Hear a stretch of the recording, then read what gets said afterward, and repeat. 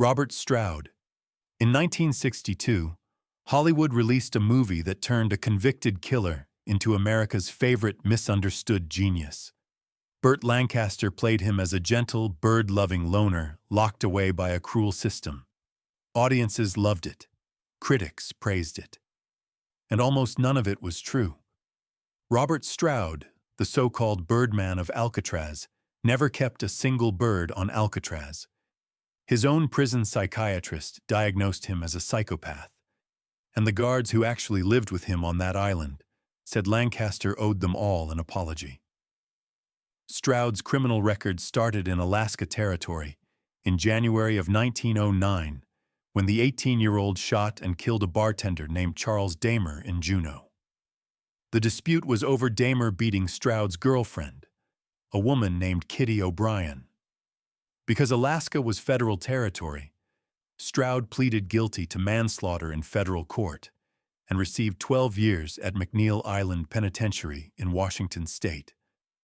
It was a violent crime, but he was young, and many expected he would serve his time and move on. He did not move on.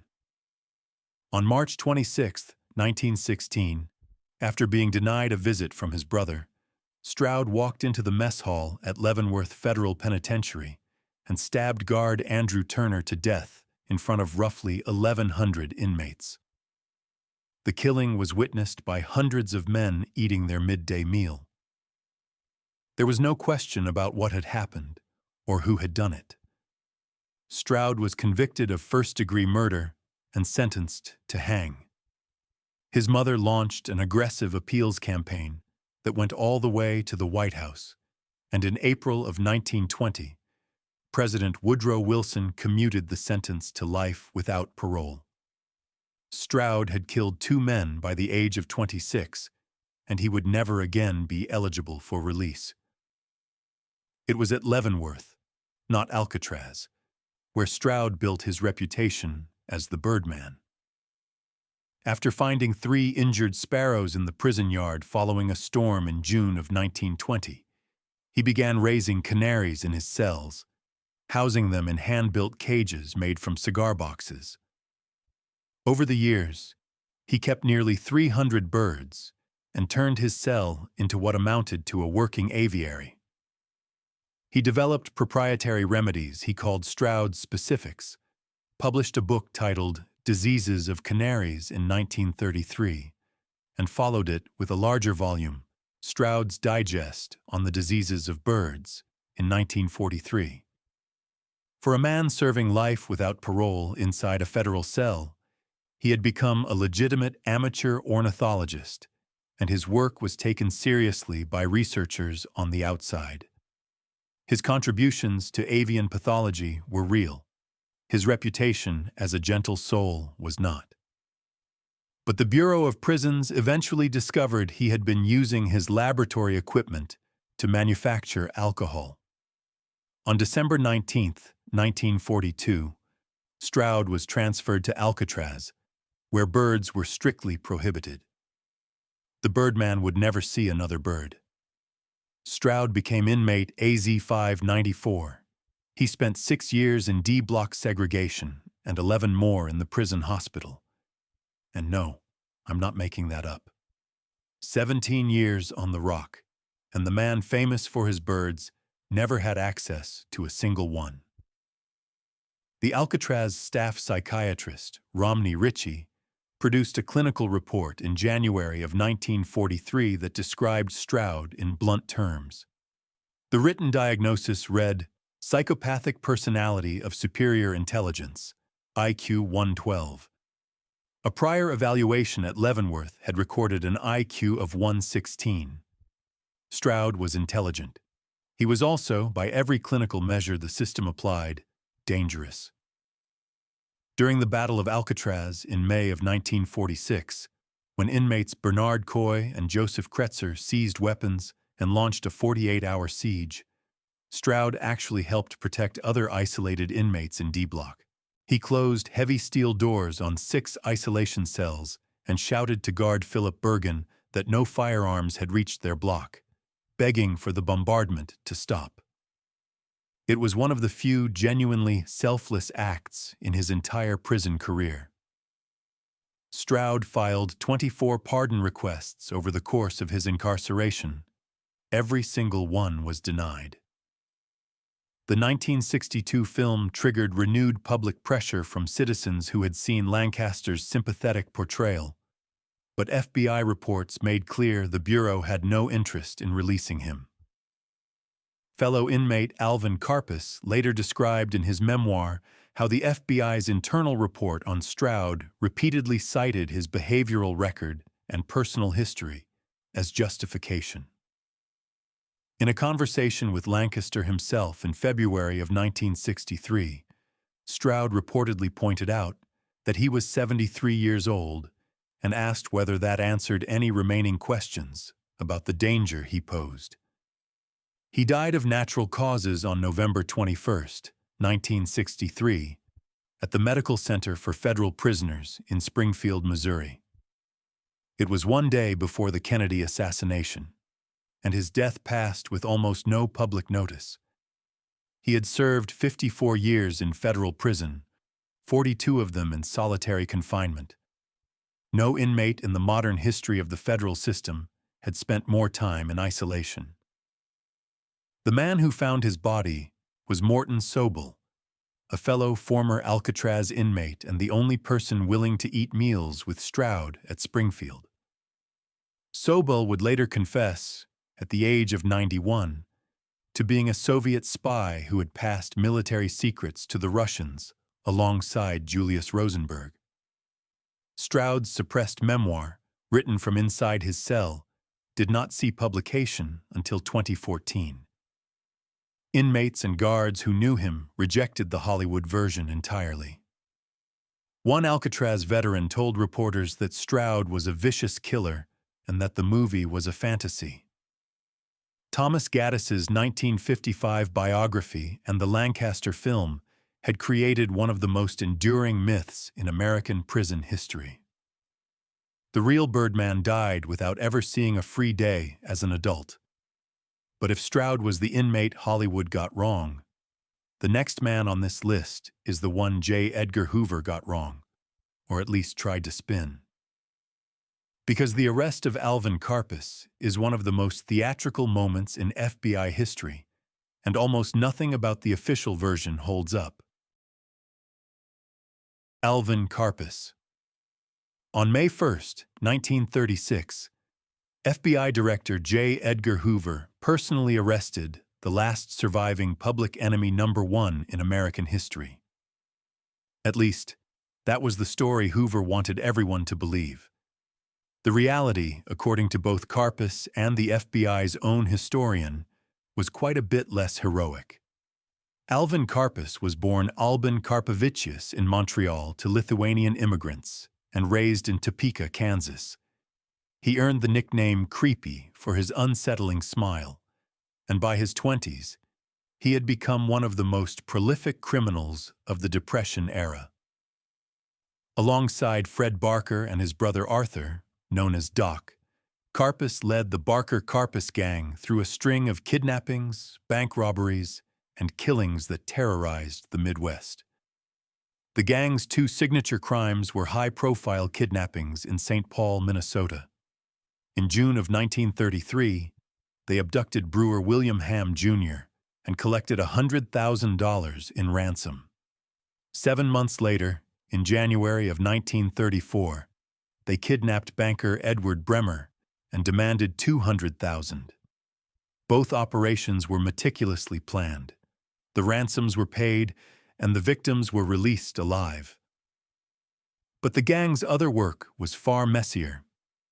They killed Sheriff Roy Kelly in West Plains, Missouri during a December 1931 robbery and carried out at least a dozen other bank heists across the region. They were prolific, violent, and for a long stretch, untouchable. The FBI designated the Barker-Karpis gang as one of the most dangerous criminal organizations in the country. After John Dillinger, Pretty Boy Floyd, and Babyface Nelson were all killed, Karpis became the last man standing on the FBI's public enemy list and the only one of the four ever taken alive. That distinction is what made Hoover's arrest so politically loaded. In April of 1936, Senator Kenneth McKellar of Tennessee publicly humiliated Hoover during a Senate hearing by pointing out that the FBI director had never personally made an arrest. Hoover was stung by the accusation. It made him look like a bureaucrat who sent other men to do the dangerous work while he gave press conferences. So when agents tracked Karpis to New Orleans, Hoover flew down to claim the collar himself. Karpis told a very different version of the arrest in his 1971 memoir. He said Hoover stayed out of sight until the agents had fully secured him and only emerged when there was no risk involved. The FBI's own historian, John Fox, later confirmed one key detail that supports Karpis's account. When Hoover told Karpis he was under arrest, he turned to his agents and asked for handcuffs. Nobody had brought any. One of the agents offered his necktie, and they tied Karpis's hands behind his back with it. That's not a typo, by the way. The FBI arrested public enemy number 1 with a necktie. Karpis also pointed out that Hoover's official version claimed he reached into the car and grabbed Karpis before the fugitive could seize a rifle from the back seat. The problem was that Karpis's Plymouth coupe did not have a back seat. There was no rifle and nowhere to put one. The story, like the arrest itself, had been polished for public consumption. Karpis maintained this version until the day he died, and no FBI document has ever directly contradicted him on the handcuff detail. Sentenced to life for the Ham kidnapping, Karpis was shipped to Alcatraz in August of 1936 as inmate AZ-325. He would remain there for 26 years, the longest stretch any inmate ever served on the island.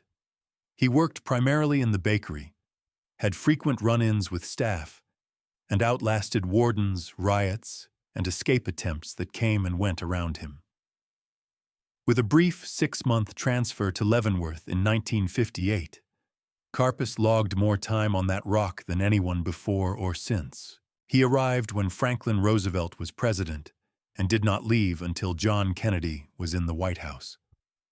While later serving time at McNeil Island, Karpis encountered a young Charles Manson and taught him to play guitar.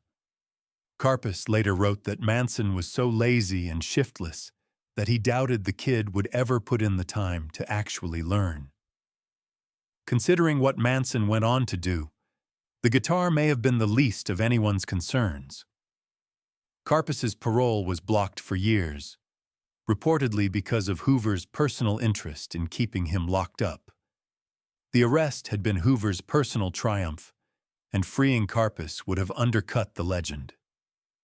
A Vancouver attorney named James Carty finally threatened to subpoena Hoover in 1968, and that was enough to get the paperwork moving.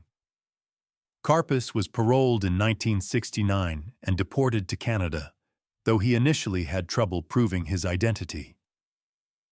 An underworld doctor named Joseph Moran had surgically removed his fingerprints back in 1934, and Canadian passport officials were not sure what to make of the man standing in front of them with no prints on file anywhere. He eventually resettled in Torremolinos, Spain, where he lived quietly on a small income. On August 26, 1979, Karpis was found dead at age 72. The official cause was an accidental overdose of sleeping pills, though suicide has been speculated. His autobiography about life on Alcatraz was published the following year, 26 years on a rock in the middle of San Francisco Bay, longer than any other inmate in Alcatraz history. But the man who did time just down the corridor from Karpis during those final years would go on to become something far more dangerous than a Depression-era bank robber. James Bulger. Whitey Bulger is remembered for running the Winter Hill Gang, flipping as an FBI informant, and spending 16 years as one of America's most wanted fugitives. But before any of that happened, before the murders, the manhunt, and the life sentences, Bulger was just another inmate on Alcatraz doing time for armed bank robbery, and his years on that island would shape everything that came after. Born in Boston in 1929 and raised in the South Boston housing projects, James Bulger was first arrested at 14. He joined the Air Force in 1948, but his military career was a disaster. He racked up AWOL charges, assault arrests, and a 1951 arrest in Great Falls, Montana. He was nevertheless honorably discharged in 1952. Within a few years, he was robbing banks. On May 17, 1955, he held up the Industrial National Bank's branch in Pawtucket, Rhode Island, and was convicted and sentenced to 20 years. He served time at USP Atlanta first, where he voluntarily enrolled in the CIA's MK-Ultra mind control program. In exchange for a possible reduction in his sentence, Bulger was given LSD and other experimental drugs as part of a classified government study. The program would not become public knowledge for years, and Bulger later described the experience in bitter terms. After escape attempts at Atlanta, Bulger was transferred to Alcatraz on November 16, 1959, as inmate AZ-1428.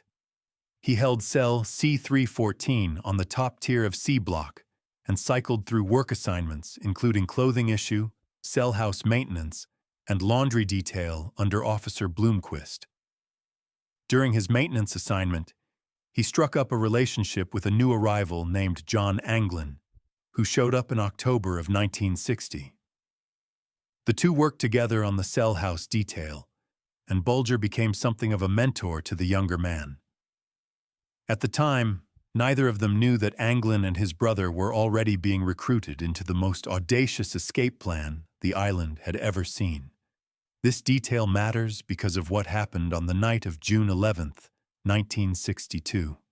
Frank Morris and the Anglin brothers pulled off what many consider the greatest escape in American prison history, and Bulger watched the aftermath unfold from inside his cell. He later described that morning to historian Michael Esslinger, recalling that when the frantic guards realized Morris and the brothers had vanished, the cheers from the remaining inmates were so loud they could be heard for miles. He called it one of the happiest moments of his life and said the escape was brilliant. He considered it the greatest escape in the history of the United States. Bulger was transferred to Leavenworth in July of 1962, then to Lewisburg in 1963, and was paroled in 1965 after 9 total years in federal custody. He walked out of prison at 36 years old with no money, no prospects, and a criminal record that should have ended any ambitions. And somehow, it gets worse. From 1972, Bulger ran the largely Irish Winter Hill Gang in South Boston. Starting in 1975, he became a top-echelon FBI informant under Agent John Connolly, a childhood friend from the old neighborhood. The arrangement was corrupt from the start.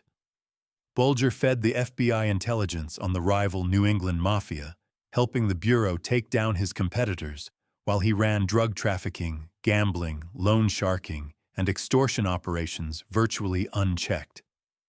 Connolly shielded him from investigations. Other agents who raised concerns were shut down. For nearly 20 years, the most dangerous crime boss in Boston was on the FBI's payroll.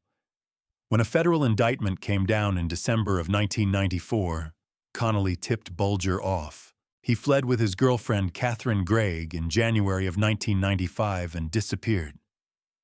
For over 16 years, he lived under assumed identities in cities across the United States, eventually settling in Santa Monica, California. He was on the FBI's 10 most wanted list for the entire duration. After September 11, 2001, he was second on that list only to Osama bin Laden. He was finally captured in Santa Monica, California on June 22, 2011. In August of 2013, a federal jury found him guilty on 31 of 32 racketeering counts, including involvement in 11 murders. On November 14, 2013, he received 2 consecutive life sentences, plus 5 years. On October 29, 2018, the 89-year-old Bulger was transferred to USP Hazleton in West Virginia. He arrived in a wheelchair from a hip injury. Within hours, he was beaten to death with a sock-wrapped padlock and a shiv. A law enforcement source later said he was unrecognizable. His eyes had been nearly gouged out. A Justice Department Inspector General report found that more than 100 prison staff members and numerous inmates at Hazleton had known about Bulger's transfer in advance, and that inmates had been placing bets on how long he would survive.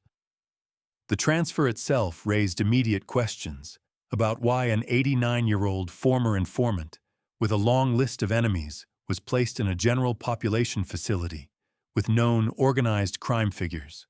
Fotios Gaius, a Genovese family enforcer who was already serving life for a separate killing in Springfield, Massachusetts, was sentenced in September of 2024 by U.S. Chief District Judge Thomas Klee in Clarksburg, West Virginia, to 25 years for Bulger's death.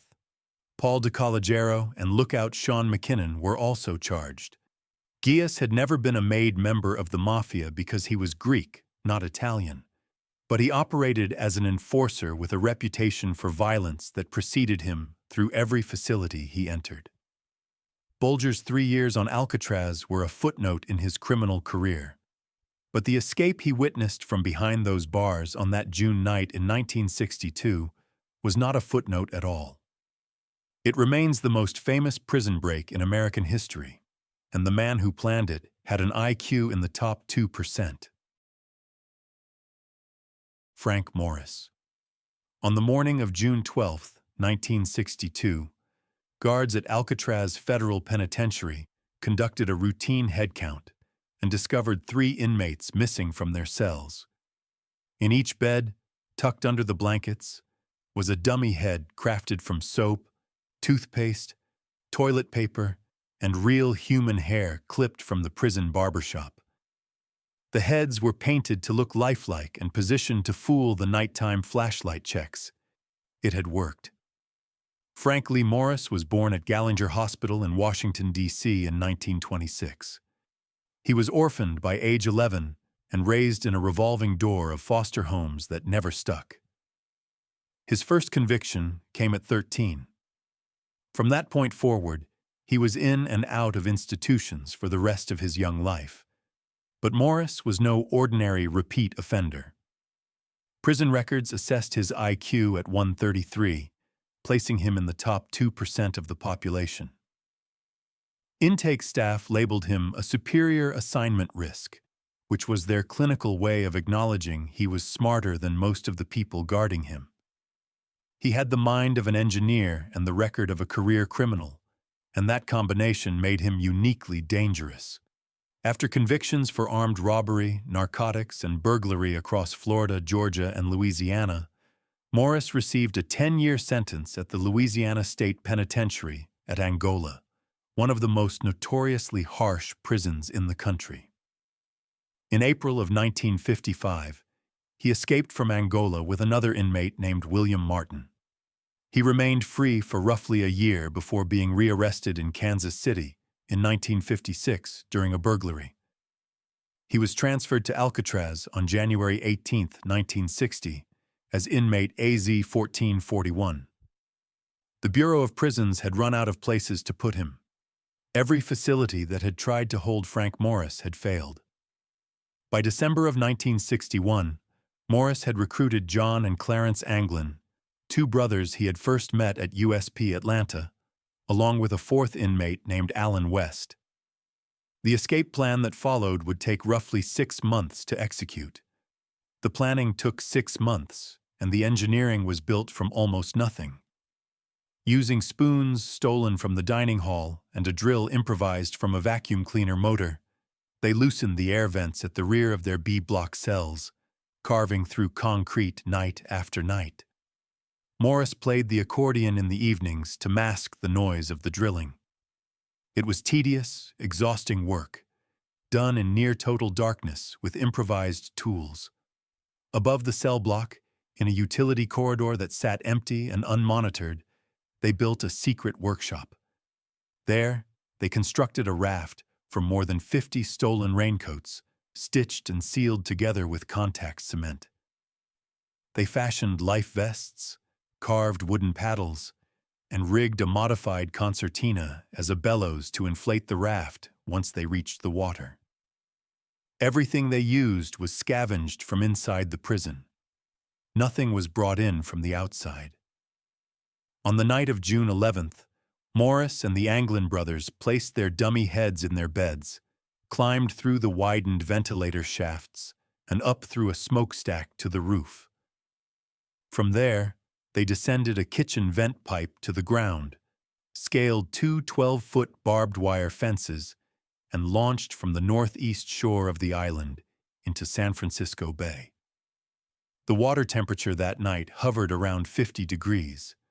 The currents were strong, and nobody on the island knew they were gone until the next morning's head count. Alan West, working from a slightly different cell configuration, could not widen his vent opening in time and was left behind. He later cooperated fully with the FBI investigation and provided most of what is known about the planning, the tools, and the timeline. Without West's detailed account, investigators would have had almost nothing to work with. The FBI spent the next 17 years on the case. They found a homemade raincoat life jacket and a sealed plastic packet containing photographs and personal effects washed up near Angel Island and the Golden Gate. A Norwegian freighter, the SS Norefjell, reported spotting what appeared to be a body in denim clothing roughly 50 miles west of the Golden Gate in 1963. No body was recovered. On December 31, 1979, the FBI officially closed the case with a finding that the three men had likely drowned in the frigid waters of the bay. You'd think someone would have said something. Nobody did, not for decades. The U.S. Marshals Service never closed their case. Their active warrants remain open and will run until September of 2026, when Morris would turn 100. And over the years, evidence has surfaced that keeps the survival theory alive. In 2014, a hydrological study co-authored by Rolf Hutt of TU Delft and researchers from Deltares, presented at the American Geophysical Union Fall Meeting in San Francisco on December 16th of that year, concluded that if the men left Alcatraz any earlier than 11:30 at night, outgoing currents would have swept them toward open ocean. But a launch between 11:30 and midnight on an outgoing tide would have carried them north toward Horseshoe Bay on the marine headlands. The timing lines up with what investigators believe actually happened.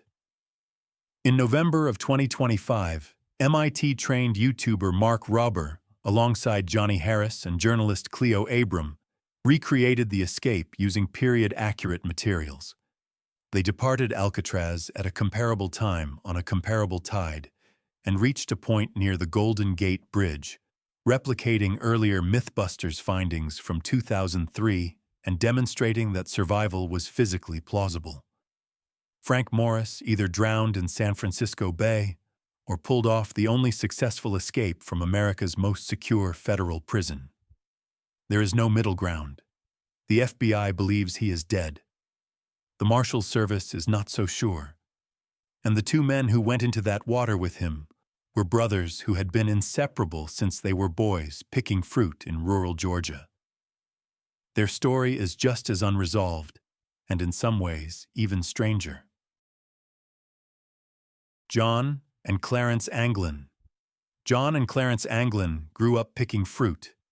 They were two of 14 children born to seasonal farm workers George and Rachel Anglin in Donaldsonville, Georgia. The family relocated to Ruskin, Florida, and traveled as far north as Michigan every summer following the harvest. The brothers were inseparable as boys, and they stayed that way into adulthood, even after they turned to crime. They later claimed the only weapon they ever used in a robbery was a toy gun. On the morning of January 17, 1958, John, Clarence, and their older brother Alfred walked into the Bank of Columbia in Columbia, Alabama. They forced cashier and bank president Walter Oakley and other staff to the floor at toy gun point, and left with approximately $19,000. They overlooked another $4,000 still sitting in the vault.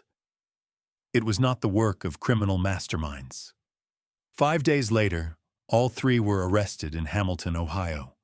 The toy gun that had been their only weapon was recovered.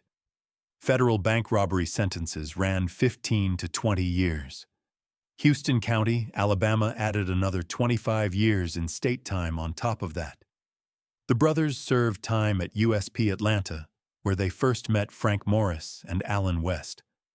After repeated escape attempts at Atlanta, the Bureau of Prisons decided to move them to somewhere they could not get out. John arrived at Alcatraz on October 21, 1960, as inmate AZ 1476. Clarence arrived on January 10, 1961, as inmate AZ 1485. Despite Bureau of Prisons guidelines recommending that siblings not be housed adjacent to each other, they were placed in adjoining cells. Whether this was an oversight or a deliberate decision, it gave them the proximity they needed to plan together. And plan they did. Their role in the June 1962 escape is well documented through Allen West's debriefing and the physical evidence recovered afterward. The brothers helped build the raft, construct the dummy heads, and widen the ventilator shafts. They worked alongside Morris for months in the utility corridor above the cell block, operating in near-total darkness. What happened after they hit the water is the part nobody can agree on. The Anglin family has maintained for decades that both brothers survived. They point to multiple pieces of evidence, none of them conclusive on their own, but collectively difficult to dismiss. Robert Anglin, another brother, reportedly confessed on his deathbed that he had been in contact with John and Clarence from 1962 all the way through 1987.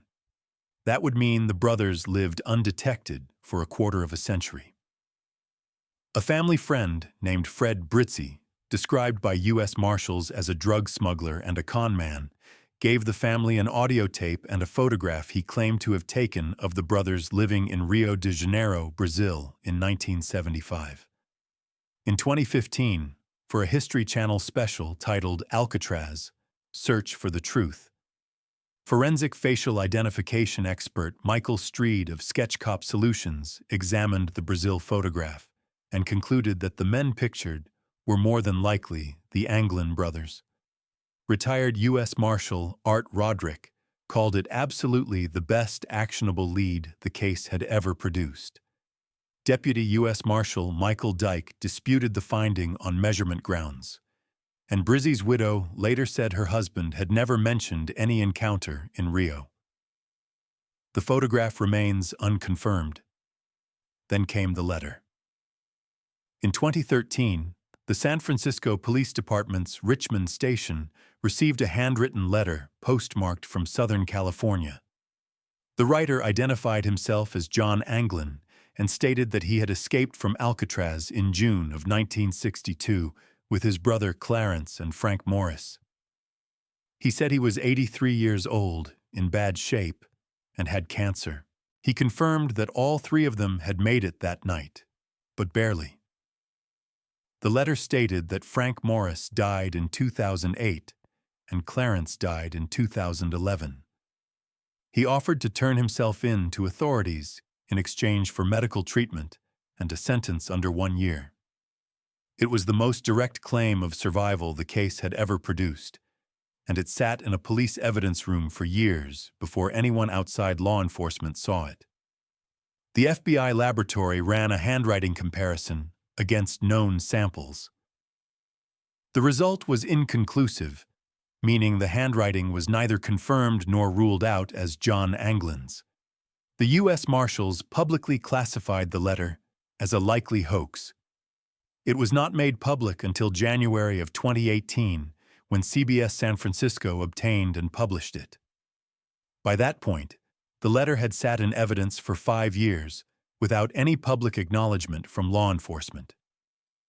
Their older brother Alfred, the third man in the bank robbery, died on January 11, 1964. He was killed in an electrocution incident on a fence at Kilby State Prison in Montgomery, Alabama, just before his expected parole date.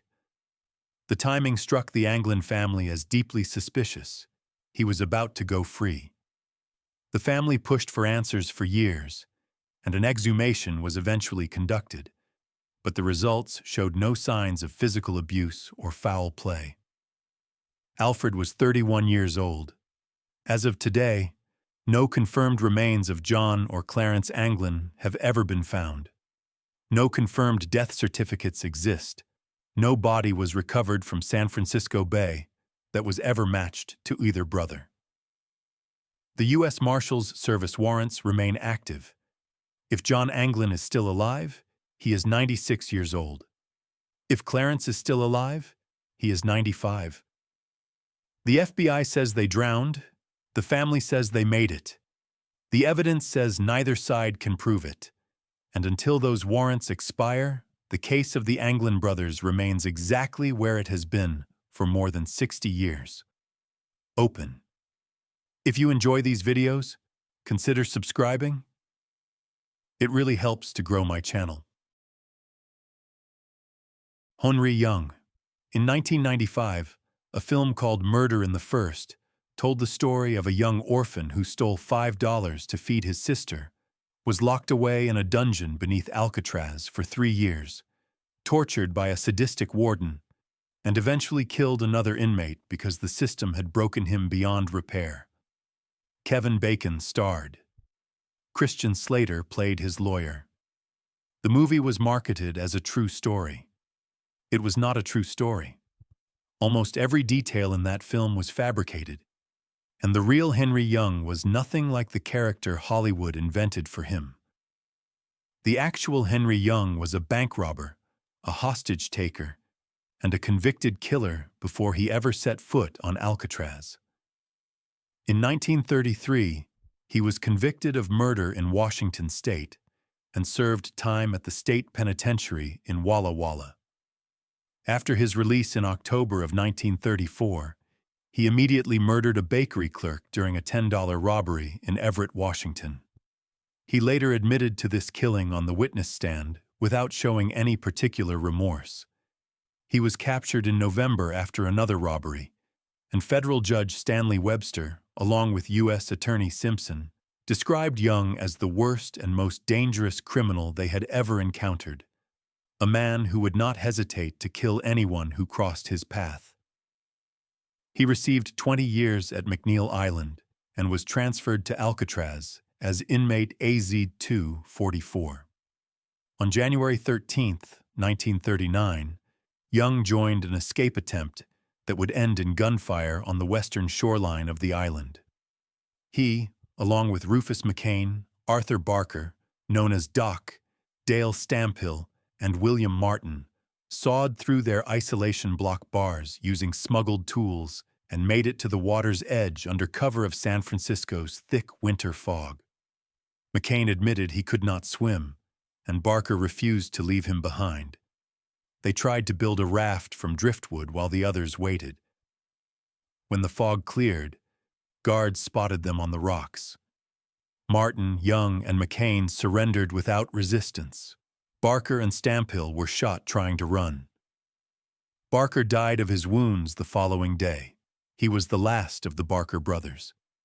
Alvin Karpus, who was watching the aftermath from inside the prison, later reported that Young blamed McCain for ruining the escape by admitting he could not swim.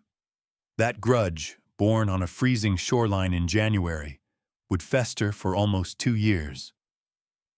On August 29, 1939, Young made his first attempt to kill McCain, lunging at him through an isolation cell door with a metal weapon. He failed, but he did not give up.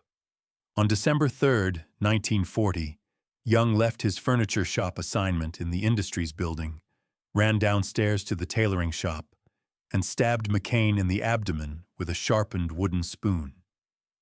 McCain went into shock and died 5 hours later. The killing was premeditated, deliberate, and driven by a grudge that Young had nursed since the failed escape nearly 2 years earlier. What happened next put the entire prison on trial. In April of 1941, before federal judge Michael Roche, defense attorneys James McInnes and Sol Abrams made the case that Alcatraz's conditions had driven Young to murder. Young testified about a punishment cell inmates called the icebox, describing it as a pitch-dark concrete cell with no clothing, open to the winds blowing through the Golden Gate. He said he shivered constantly, and the plumbing filled the space with the smell of a sewer.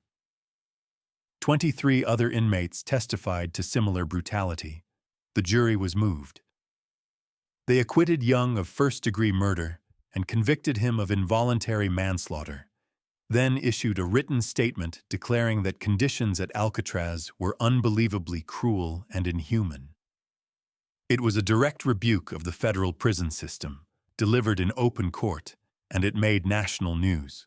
Judge Roche, who clearly did not share the jury's sympathy, called Young a cold-blooded murderer and imposed the maximum 3 years for the lesser conviction.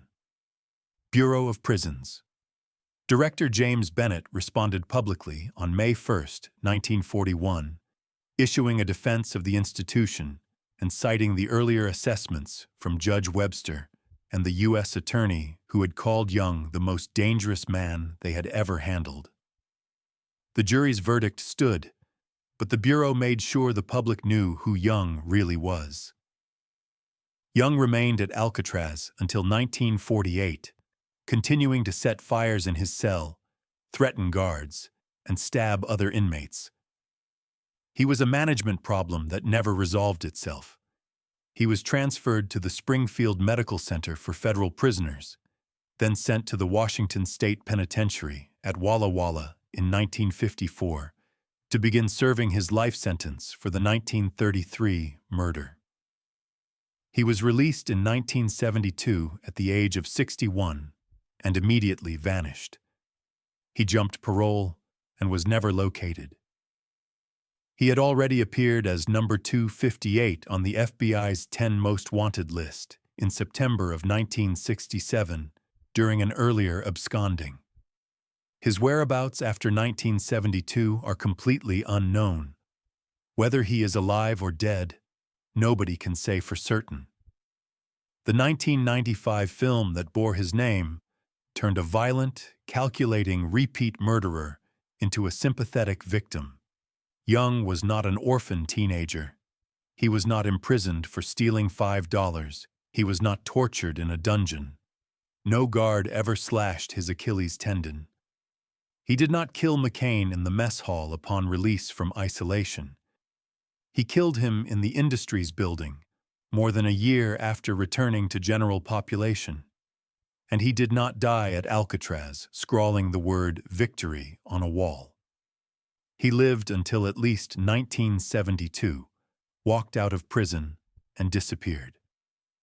What the film did get right was that Young's trial genuinely put Alcatraz's disciplinary practices under a national spotlight, and the jury's rebuke was real. Everything else was invention. But if Henry Young was the inmate whose story Hollywood rewrote from scratch, the next man on this list is someone whose real story was dramatic enough that it barely needed embellishment. Ellsworth Johnson. In Harlem during the 1930s, if you ran a numbers racket, you answered to one of two people. You answered to Dutch Schultz, the white mobster trying to muscle his way into the neighborhood's policy banks. Or you answered to a man everyone called Bumpy, the enforcer who decided that Schultz was not going to take Harlem without a fight. Ellsworth Raymond Johnson was born in Charleston, South Carolina on October 31, 1905.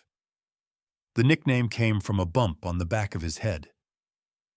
After his older brother Willie was accused of killing a white man around 1915, the family sent the children north to Harlem to escape the threat of lynching.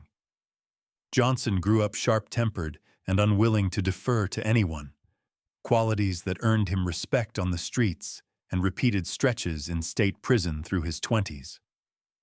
When he was released in 1932, Johnson went to work as chief enforcer for Stephanie St. Clair, known throughout Harlem as Madam Queen. St. Clair ran the neighborhood's numbers operation, a vast illegal lottery that employed hundreds and circulated millions through the community. She had no intention of ceding control to Arthur Flegenheimer, the German Jewish gangster who called himself Dutch Schultz, and who saw Harlem's black-run policy banks as easy money waiting to be taken. From 1932 to 1935, Johnson and a crew of roughly 9 men waged a guerrilla war against Schultz's operation that produced more than 40 murders and multiple kidnappings. The violence was relentless, and neither side backed down. Schultz had more money and more men. Johnson had the neighborhood. The war ended on October 23, 1935, when Schultz was assassinated at the Palace Chop House in Newark, New Jersey, on orders attributed to Lucky Luciano. Schultz had become too volatile, too public, and too dangerous for the commission that governed organized crime in New York. With Schultz dead, Johnson negotiated a peace under which he kept operational control of Harlem's black rackets in exchange for paying a tribute share to the Italian Commission. It was a pragmatic arrangement that recognized the reality on the ground. Johnson controlled the streets, the Italians controlled the larger structure, and Harlem remained, in practical terms, Johnson's territory for the next 3 decades. In 1951, Johnson was indicted for conspiracy to sell heroin. On June 12, 1953, U.S. District Judge Edward Dymock sentenced him to 15 years. After losing his appeal, Johnson surrendered in 1954 and became Alcatraz inmate number 1117. He was one of the very few black organized crime bosses ever held on the island, and his presence there was a reminder that the federal government's war on organized crime was not limited to the Italian and Jewish syndicates that dominated the headlines. Guards and inmates noted that Johnson was different from the typical Alcatraz prisoner. He maintained a disciplined daily routine and spent much of his time in the library reading philosophy and history. He carried himself with a formality that struck people as out of place on a prison island. He was quiet, composed, and kept largely to himself. He served his time without major incident and was paroled in 1963, just months before Alcatraz closed its doors for good. When he returned to Harlem, he was greeted with what amounted to an impromptu parade through the neighborhood. The streets he had once controlled with violence now welcomed him home like a returning dignitary. Johnson resumed running his rackets and cultivated a public association with Malcolm X during the mid-1960s. In December of 1965, he staged a sit-down strike inside a Harlem police station to protest what he called constant surveillance. The charge of refusing to leave was dismissed at trial on July 7, 1968, while under a fresh federal drug conspiracy indictment. Johnson collapsed from a heart attack at Wells Restaurant on 7th Avenue. He was 62 years old. He died in the same neighborhood he had fought to control for 35 years. He is buried at Woodlawn Cemetery in the Bronx, not far from the graves of Duke Ellington and Miles Davis. An unverified legend, repeated over the years in documentaries and television programs, claims that Johnson arranged the pickup boat that may have collected Frank Morris and the Anglin brothers from San Francisco Bay on the night of the 1962 escape. Former inmate Clarence Carnes made this claim in interviews, but it has never been corroborated by any other source or any physical evidence. Like so much of what surrounds Alcatraz, the truth sits somewhere between what people remember and what actually happened. Johnson was later portrayed by Lawrence Fishburne in both The Cotton Club and Hoodlum, by Clarence Williams III in American Gangster, and most prominently by Forrest Whitaker in the series Godfather of Harlem, beginning in 2019. His widow, Mamie Hatcher Johnson, published a memoir about their life together in 2008. Of all the inmates on this list, Bumpy Johnson may be the one whose legacy changed the most after he died. The gangster who ran Harlem through violence and intimidation became a folk hero in the culture, and the neighborhood never stopped claiming him as its own. But the next man connected to Alcatraz had nothing to do with organized crime. His story involves something far colder: a 57-year secret, a spy ring, and a confession that did not come until he was 91 years old. Morton Sobel. For 57 years, Morton Sobel insisted he was innocent. He said it at his trial. He said it during 17 years and 9 months in federal prison. He said it in interviews, in legal filings, and to anyone who would listen. He maintained that he had nothing to do with passing military secrets to the Soviet Union, and that his co-defendants Julius and Ethel Rosenberg had been railroaded by Cold War hysteria. Then, in September of 2008, the 91-year-old Sobel sat down with a reporter from the New York Times and admitted that every word of it had been a lie. Sobel was born in New York City in 1917 to Russian Jewish immigrants. He earned an engineering degree at City College of New York, where Julius Rosenberg was a classmate. He joined the Communist Party in the 1930s and went on to work at the U.S. Navy Bureau of Ordnance, General Electric in Schenectady, and Reeves Instrument Corporation, all of them involved in radar and military electronics.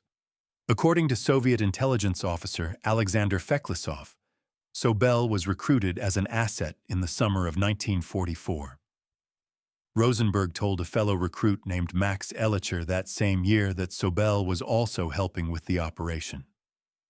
After Julius Rosenberg was arrested on July 17, 1950, Sobel panicked. He knew what the arrest meant and what it could mean for him. He fled with his family to Mexico City, traveling under a series of aliases and leaving behind his job, his home, and any pretense of innocence. On August 16, 1950, armed men entered his Mexico City apartment and physically delivered him to U.S. agents waiting at the Laredo border crossing. The circumstances of his rendition were legally questionable, but Sobel was back on American soil, and he was going to stand trial. The trial ran from March 6th through the 29th, 1951, before Judge Irving Kaufman. Sobel never testified in his own defense. The only witness who directly implicated him was Max Elicher, and the case against Sobel was significantly weaker than the case against the Rosenbergs. On April 5, 1951, Kaufman delivered one of the most severe sentencing statements in American legal history. He told the Rosenbergs that he considered their crime worse than murder, and that plain, deliberate, contemplated murder was dwarfed in magnitude by comparison. He said their actions in putting nuclear weapons information into Soviet hands had already caused, in his opinion, the communist aggression in Korea and the casualties exceeding 50,000 that followed. He sentenced Julius and Ethel Rosenberg to death. Sobel received the maximum 30 years for what Kaufman called a lesser degree of implication. He was the only defendant who walked out of that courtroom alive. Sobel arrived at Alcatraz in November of 1952 as inmate AZ-996. While working in the prison library, he discovered a Scientific American article about Robert Stroud and smuggled it to the Birdman. The two became friends. Years later, at the Springfield Medical Facility, Sobel was the only person who would sit and eat with Stroud, because after decades in isolation without utensils, Stroud ate only with his hands and other inmates refused to share a table with him. Sobel was transferred from Alcatraz to Atlanta, then Lewisburg, then Springfield, and was finally paroled on January 14, 1969. For the next 4 decades, Sobel continued to deny everything. He gave interviews. He wrote about his case. He became a rallying point for civil liberties groups who believed the Rosenberg trial was a miscarriage of justice, driven by Cold War paranoia and anti-Semitism. Committees were formed. Books were written. Sobel accepted the support, appeared at events, and never once admitted what he knew to be true. And then, on September 11, 2008, at the age of 91, he told the truth. In his interview with reporter Sam Roberts, published the following day, Sobel admitted that he had been a Soviet spy and that Julius Rosenberg had been one as well. When asked directly whether Rosenberg was a spy, Sobel responded by saying yes, though he added that he had never thought of it in those terms at the time. He dismissed the atomic sketches passed by David Greenglass, Ethel's brother, as junk. And when asked about Ethel Rosenberg, who had been executed alongside her husband in 1953, Sobel said she knew what Julius was doing, but that her only real guilt was being his wife. He also reportedly reflected on his disillusionment with Soviet communism, saying he had bet on the wrong horse. When reminded of the millions who died in the Soviet labor camps, he responded that such things went with the territory. The confession resolved Sobel's own guilt after more than half a century of denial. It confirmed what intelligence historians and declassified Soviet archives had long suggested. But it also reopened the wound of Ethel Rosenberg's execution, one of the most contested acts of Cold War justice. Sobel himself acknowledged that Ethel was peripheral to the spy ring, and most historians now consider her execution a miscarriage of proportionality, at the very least. She was put to death for what amounted to knowing what her husband was doing and failing to stop him. Sobel carried that knowledge for 57 years before he said a word. Sobel died in Manhattan on December 26, 2018, at the age of 101. He outlived every other person connected to the case. He outlived the prosecutors, the judge, the other defendants, the witnesses, and the Cold War itself. He was the last surviving member of the Rosenberg spy ring. He had kept his secret longer than most people live. Sobel's years on Alcatraz were quiet. He read books, befriended a psychopath, and served his time without incident. But the prison he inhabited had seen violence on a scale that most federal institutions never experienced, and the bloodiest chapter in its history came down to a single misplaced key. Joseph Kretzer. On the afternoon of May 2, 1946, a cell house orderly named Bernard Coy attacked a guard, seized his keys, and set in motion the most violent 48 hours in Alcatraz history. By the time it was over, 2 officers and 3 inmates would be dead. 18 guards would be wounded, and the United States Marines would be called in to retake a federal prison on American soil. Joseph Paul Kretzer was born in Anaconda, Montana on April 17, 1911, to deaf-mute parents Elza and Lottie Kretzer. Growing up in a household shaped by silence gave him a skill that would later prove useful behind bars. With his brother-in-law, Arnold Kyle, he led the Kretzer-Kyle gang through a string of West Coast bank robberies throughout the late 1930s. By September of 1939, Kretzer was ranked number 4 on the FBI's most wanted list. He was arrested in Chicago on August 27th of that year and sentenced to 25 years at McNeil Island. In April of 1940, Kretzer and Kyle escaped in a hijacked prison truck. During their subsequent trial for the escape, they attacked U.S. Marshal A.J. Chitty in the courtroom of Judge Yankwich. Chitty died of a heart attack within 10 minutes. The 2 pleaded guilty, and drew 5 additional years. They were transferred to Alcatraz in August of 1940. Kretzer became inmate AZ-548. Kretzer had a detail about him that set him apart from other inmates. His parents were deaf, and he was fluent in American Sign Language. During visiting hours, he communicated escape plans to his wife Edna May using sign language, knowing that the guards watching could not understand a word of it. He arranged for a pickup boat through those silent conversations. The boat never came. On May 21, 1941, Kretzer, Sam Shockley, Arnold Kyle, and Lloyd Barkdahl took guards hostage in the Model Industries building and spent about an hour trying to saw through tool-proof bars with an emery wheel. They failed and surrendered. Kretzer was sentenced to 5 years in D-block isolation. When he came out, he was ready to try again. The Battle of Alcatraz began on May 2, 1946. Coy, the cell house orderly, overpowered Officer William Miller and took his keys. He freed Kretzer and 19-year-old Clarence Carnes from their cells. Coy then stripped naked, greased himself, and spread the bars of the West Gun Gallery wide enough to squeeze through.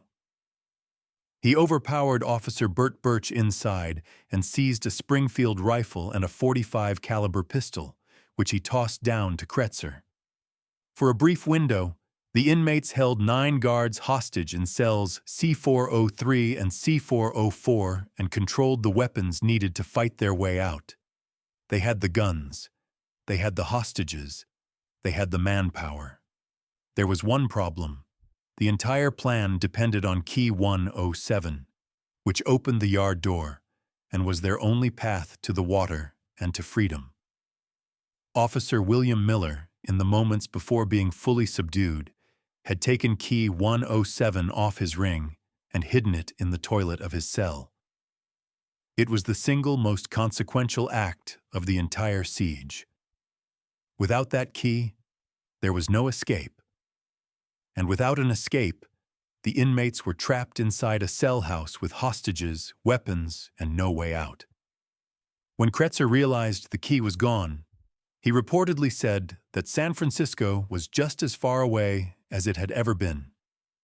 The escape was finished. What followed was not. Sam Shockley and another inmate named Moran Thompson urged Kretzer to execute the hostages. Kretzer raised the .45 and fired into the cells at point-blank range. Officer William Miller was mortally wounded, but survived long enough to identify Kretzer as his attacker over the telephone. Several other guards were hit.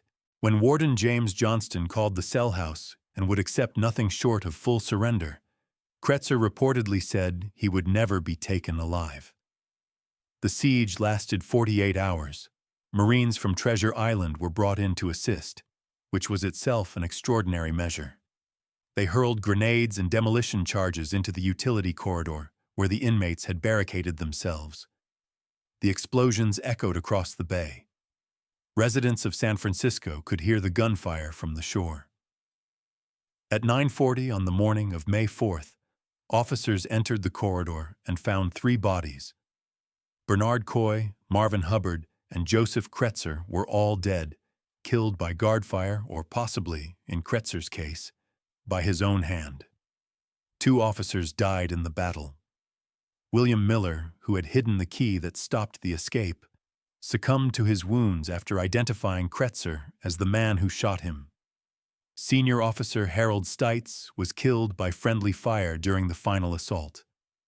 18 other guards were wounded. It was the bloodiest event in the 29-year history of the federal prison. Kretzer's ex-wife Edna May claimed his remains and had them cremated. The urn was interred at Cypress Lawn Memorial Park in Colma, California, a sprawling cemetery city just south of San Francisco, where the dead outnumber the living. At some point after the burial, the cremains were removed from the niche by an unknown person and never returned. The space sits empty today. Even in death, Joseph Kretzer vanished. The Battle of Alcatraz killed 5 men and wounded 18 more. It was triggered by a hidden key and ended with grenades and marine demolition charges. The entire bloodiest chapter in the prison's history came down to one guard's decision to shove a key into a toilet before he was shot. But of all the men involved, the one whose fate raises the hardest questions is the inmate who never fired a shot, never held a weapon, and probably should never have been on Alcatraz in the first place. Sam Shockley. Sam Shockley had an IQ of 68 when he arrived at Alcatraz. By the time the Bureau of Prisons was done with him, it had dropped to 54. Psychiatrists documented hallucinations, paranoia, and severe emotional instability. His mental age was assessed at 8 years old.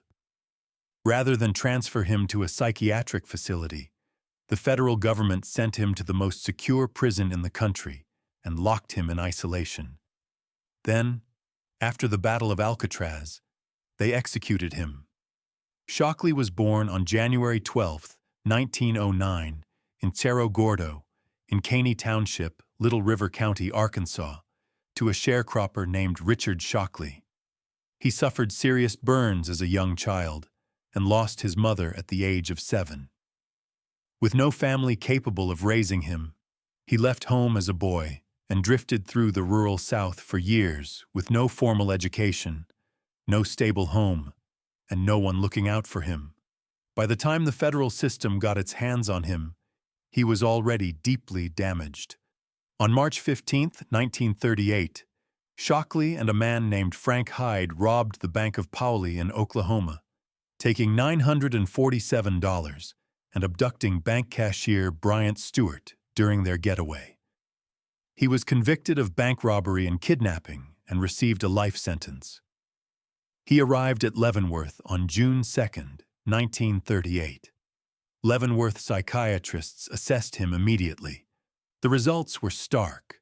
IQ of 68, mental age of 10 years and 10 months, documented hallucinations and gross emotional instability.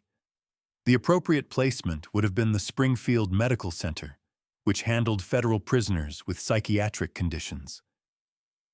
Instead, the Bureau of Prisons sent Shockley to Alcatraz on September 23, 1938, as inmate AZ-462. The reasoning, according to BOP records, was that the strict routine at Alcatraz would manage his behavior. He was placed in D-block isolation, where he would spend the majority of his time on the island. The isolation did not manage his condition. It made it catastrophically worse. By 1942, after 4 years in D-block, his IQ had dropped from 68 to 54. His mental age had declined from 10 years to 8. He was hearing voices and displaying symptoms consistent with schizophrenia. The strict routine that was supposed to stabilize him had instead accelerated his deterioration. He was still in D-block. He was still on Alcatraz. No transfer to a psychiatric facility was initiated. No treatment plan was created. The Bureau of Prisons simply left him where he was. Shockley participated in Kretzer's May 1941 escape attempt at the Model Industries building, but avoided formal punishment after inmate Lloyd Barkdahl convinced Warden Johnston that Shockley had not been part of the plot. When the Battle of Alcatraz erupted in May of 1946, Coy and Kretzer overran D-block and released Shockley from his cell. He joined the riot. According to the surviving hostage guards, Shockley and Moran Thompson were the ones who urged Kretzer to execute the captive officers. Shockley did not fire a weapon. He did not physically harm any of the guards, but the surviving hostages identified him as one of the instigators who had goaded Kretzer into pulling the trigger. After the siege collapsed, Shockley walked back to his cell and sat down. He was still there when the guards came. The trial of Shockley, Thompson, and 19-year-old Clarence Carnes was held in November of 1946 in the court of Federal Judge Louis Goodman, with U.S. Attorney Frank Hennessy prosecuting. Defense attorney W.A. Sullivan pleaded insanity for Shockley. Judge Goodman denied requests for a second defense lawyer and denied requests for an independent psychiatrist to conduct a thorough evaluation. The court-appointed examiner, a doctor named John Alden, was given approximately 1 hour to evaluate a man with documented schizophrenia, an IQ in the 50s, and a history of institutional neglect stretching back years. 1 hour to assess whether a man with the mental capacity of an 8-year-old was legally sane enough to stand trial for murder. On December 21, 1946, the jury convicted all three of murder. Clarence Carnes, who had refused to kill the hostages when Kretzer offered him the gun, was sentenced to life. Shockley and Thompson were sentenced to death. The Ninth Circuit upheld the convictions in 1948. The Supreme Court declined to review the case. On December 3, 1948, Sam Shockley and Moran Thompson were strapped into chairs and executed simultaneously in the gas chamber at San Quentin State Prison. They were the third and fourth federal prisoners ever put to death at San Quentin. Shockley was 39 years old. He had entered the federal system with a documented mental disability that should have directed him toward treatment. Instead, he was placed in isolation at the most punitive prison in the country and left to deteriorate for years in a punishment cell where his condition worsened from borderline intellectual disability to full schizophrenia. And when the violence that the system's neglect helped create finally erupted, the system executed him for his role in it. He never fired a weapon. He never physically harmed a guard. He urged another man to pull the trigger, and for that, the United States government put him in a gas chamber. He was buried at Pollard Cemetery in Haworth, Oklahoma.